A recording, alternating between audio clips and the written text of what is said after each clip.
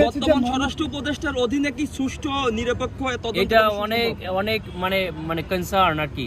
তিনার যেভাবে পেঁয়াজ আলু তিনি বিক্রি করা শুরু করছেন স্বরাষ্ট্র মন্ত্রণালয় থেকে, তিনি কিভাবে সুষ্ঠু নির্বাচন করবেন এটা আমাদের মনে অনেক বড় কনসার্ন। এখন আমরা তো এমন একটা দেশে বাস করি, আপনারা সবাই সেটা আমরা অবগত আছি, যে বিদেশে পাড়ি জমাই, যেখানে বিদেশ থেকে আমাদের একটা কিছুই আসতে পারে না, 2 দিন অন্তর লাশ পড়ে যায়, সেইখানে তারা কিভাবে চলে যায়, কিভাবে আসে, এই প্রশাসন নিয়ে আমাদেরকে তখন নতুন করে চিন্তা ভাবনা করতে হবে যে এরকম একটা ঘটনার পরে আমরা যদি টোটাল ঢাকা সিটি সিল করে দিই তাহলে কিভাবে দেশের বাইরে পালিয়ে যায়। সুতরাং এটার সঙ্গে দায়িত্বপ্রাপ্ত ব্যক্তিদেরকে অবশ্যই আপনাদের মাধ্যমে এটা সিরিজ রিপোর্ট করা উচিত, তাদের সামনে তুলে নিয়ে আসা উচিত যে কোনো পর্যায়ে। আমরা যেহেতু এটা একটা তদন্তাধীন পর্যায়ে, আমি এই বিষয়ে বলতে চাই না যে তারা পালিয়ে গেছে, তারা আগের একটা ছবি দিয়ে এআই দিয়ে এটা তারা বলতে পারে, কিন্তু এর মধ্যে অবশ্যই তাদের থাকার কথা এবং দোষীকে অবশ্যই খুঁজে বের করা এই আইন সংস্থার অবশ্যই দায়িত্ব। যদি তারা না পারে, এটা তাদের ব্যর্থতা, তাদের ব্যর্থতার দায় স্বীকার করে তাদের এই পোস্টে না থাকাটাই আমি মনে করি।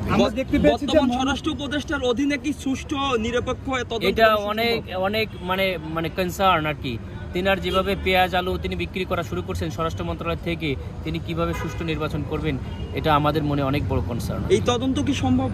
এই তদন্ত সম্ভব কিনা সেটা তো অনেক বড় করছেন, কিন্তু তিনার অবশ্যই এটা গুরুত্ব দেওয়া উচিত।